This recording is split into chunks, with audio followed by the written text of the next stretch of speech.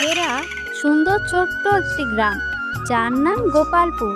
চারিদিকে সবুজ গাছগাছালি, পাখির ডাক আর মাটির ঘর। এই গ্রামে একটি পুরনো কুয়ো ছিল। সেই কুয়ো ঘিরে ছিল ভয়ঙ্কর এক গল্প। গ্রামের লোকেরা বিশ্বাস করত সেই কুয়োতে এক ডাইনি বুড়ি থাকে। তাই সন্ধ্যা নামলেই কেউ সেই কুয়োর ধারে কাছে যায় না। কেউ যদি ভুল করে কুয়োর কাছে যায় তাহলে আর কোনোদিনও ফিরে আসে না। সোনা মা, আমি এখন ঘর পরিষ্কার করব, তুই একটু জলের কলসিটা অন্য কোথাও সরিয়ে রাখতো। ঠিক আছে মা। প্রিয়া কলসিটি নিয়ে অন্য কোথাও রাখার জন্য যেতে থাকে। হঠাৎ তার পা পিছলে যায় আর হাতে থাকা কলসিটি পড়ে ভেঙে যায়। আরে, এটা কি করেছিস? তোকে দিয়ে একটা ছোট্ট কাজও ঠিক করে হয় না? মা, আমি তো ইচ্ছে করে ফেলিনি, হঠাৎ পিছলে গিয়েছিলাম তাই পড়ে গেছে। ঠিক তখনই বাবাই খেলাধুলা করে জামা কাপড় নোংরা করে বাড়িতে আসে। তা দেখে সুজাতা আরো রেগে যায়। হে ভগবান, একজন ঘরে জল ফেলে নোংরা করছে, আরেকজন বাইরে থেকে নোংরা হয়ে ঘরে ঢুকছে। এদের জ্বালায় কি যে করি আমি। ঘরে তো আর এক ফোঁটা জলও নেই, কিভাবে স্নান করাবো তোকে এখন? ঘরে জল নেই তো কি হয়েছে মা? আমি কুয়ো থেকে জল নিয়ে আসছি। তোর কি মাথা খারাপ হয়েছে? তুই জানিস না ওই কুয়োতে এক ডাইনি বুড়ি থাকে? কখনো যাবি না ওইদিকে। এখন যা, জামা কাপড় পাল্টে নে। কাল সকালে আমি নিজেই কুয়ো থেকে জল এনে তোকে স্নান করাবো। এতটুকু বলে সুজাতা খাবার বানাতে চলে যায়। আর এইদিকে বাবাই প্রিয়াকে বলে, প্রিয়া, আমার না খুব গরম লাগছে, আমি আর থাকতে পারছি না। কুয়োর কাছে স্নান করতে যাচ্ছি। মাকে বলিস না, আমি এখনই চলে আসব। না দাদা, তুই যাস না, তোকে যদি ডাইনি বুড়ি দেখে ফেলে তাহলে তোকে আর আসতে দেবে না। তুই চিন্তা করিস না, আমি এখনই চলে আসব। আমার কিচ্ছু হবে না, তুই শুধু দেখিস মা যাতে জানতে না পারে। এতটুকু বলে বাবাই কুয়োর কাছে চলে যায়। আর কুয়ো থেকে জল তুলে যখনই স্নান করতে যাবে তখনই সে কারোর হাসির আওয়াজ শুনতে পায়। আজ কতদিন পর এখানে কেউ এসেছে। এখানে একা থাকতে থাকতে আমি বোর হয়ে গিয়েছি। তুই এসেছিস, খুব ভালো হয়েছে, নয়তো সন্ধ্যার পর এখানে কেউই আসে না। কে কে কে আছে এখানে? আরে আরে, ভয় পাস না, আমি তোর কোনো ক্ষতি করব না। আমি তো ভালো ডাইনি বুড়ি। জানি না তবু কেন লোকেরা আমাকে দেখে এত ভয় পায়। আমি তো শুধু বাচ্চাদের সাথে খেলতে চাই। তুইও আয়, আমার কাছে আয়। না না, আমি যাব না তোমার কাছে। ডাইনি বুড়ি, ডাইনি বুড়ি, বাঁচাও বাঁচাও, কেউ বাঁচাও আমাকে। বাবাই সেখান থেকে দৌড়ে পালিয়ে যেতে থাকে। তখনই ডাইনি বুড়ি বাবাইয়ের সামনে এসে দাঁড়িয়ে পড়ে। আমি তোকে বললাম না আমি তোর কোনো ক্ষতি করব না। তুই আমাকে দেখে ভয় পাচ্ছিস কেন? চল আমার সাথে চল। না না, আমি যাব না, ছেড়ে দাও আমাকে। বাবাই বারবার না করছিল, তবু ডাইনি বুড়ি তাকে কুয়োর ভিতরে নিয়ে চলে যায়। আর এইদিকে অনেকক্ষণ অপেক্ষা করার পরও যখন বাবাই বাড়িতে ফেরে না, তখন তার বোনের খুব চিন্তা হতে থাকে। প্রিয়া, বাবাই কোথায়? খাবার সময় হয়ে গেছে, ওকে দেখতে পাচ্ছি না যে। দাদা বিক্রমদের বাড়ি গিয়েছে, আমি এক্ষুনি ওকে ডেকে নিয়ে আসছি। ঠিক আছে যা, কিন্তু তাড়াতাড়ি চলে আসিস।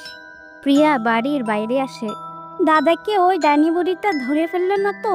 আমার ওইখানে গিয়ে দেখতে হবে, কিন্তু আমি সেখানে একা যেতে পারবো না।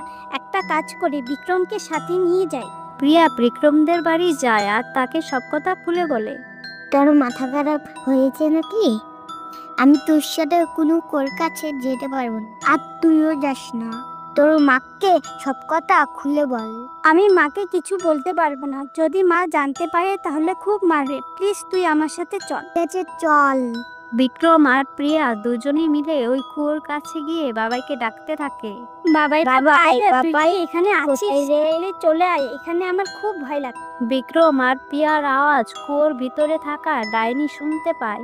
মনে হয় তোর বন্ধুরা তোকে খুঁজতে খুঁজতে এখানে চলে এসেছে। ভালোই হয়েছে, আমাদের সাথে খেলার জন্য আরো 2জন বাচ্চা এসেছে।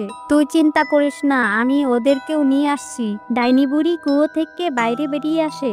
ডাইনি বুড়িকে দেখে বিক্রম আর প্রিয়া খুব ভয় পেয়ে যায়। বিক্রম ডাইনি বুড়িকে দেখে সেখান থেকে থেকে দৌড়ে পালিয়ে যায়, কিন্তু পিয়া সেখানেই দাঁড়িয়ে থাকে।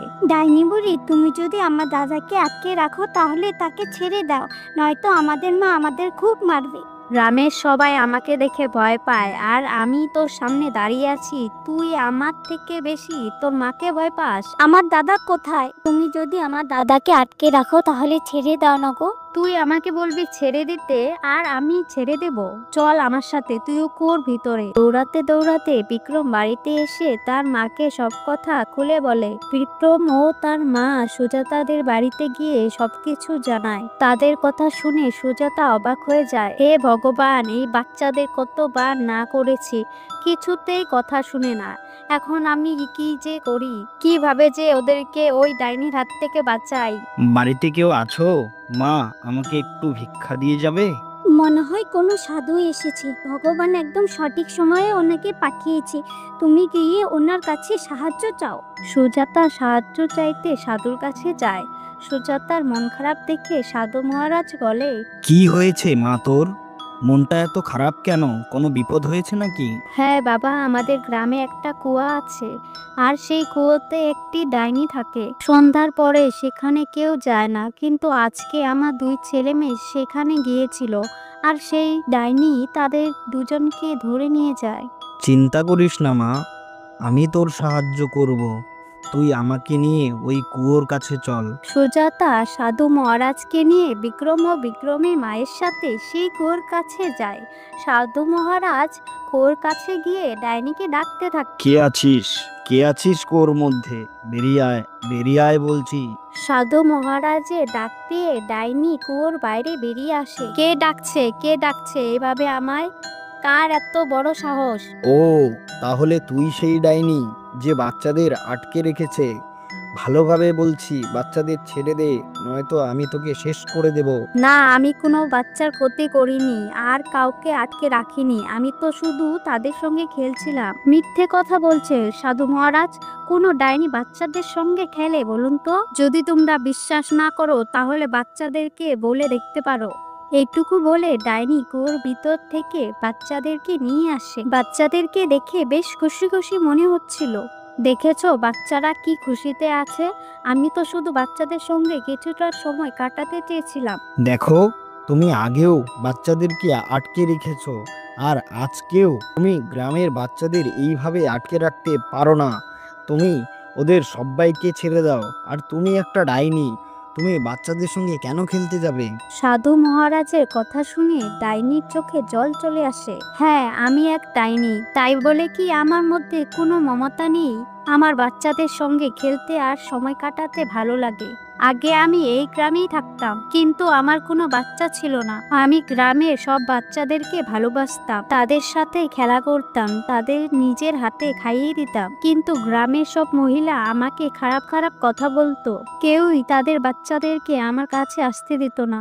আমি খুব একা হয়ে গিয়েছিলাম, আর সবার খারাপ খারাপ কথা শুনতে শুনতে একদিন এই কুয়োতে এসে নিজের জীবনটা দিয়ে দেই। সূর্য ডোবার পর এই রাস্তা দিয়ে কোনো বাচ্চা আসলে তাকে আমি নিজের কাছে নিয়ে আসতাম, আর তার সঙ্গে খেলা করতাম। কিন্তু আমি কোনোদিনও কোনো বাচ্চার ক্ষতি করিনি। আমি বুঝতে পারছি তোমার কষ্টটা, কিন্তু তুমি যেটা করেছো সেটাও ভুল। গ্রামের লোকেরা তোমার সাথে কাজটা ঠিক করেনি, কিন্তু তুমি তোমার খুশির জন্য আরেকজনের বাচ্চাকে আটকে রাখতে পারো না।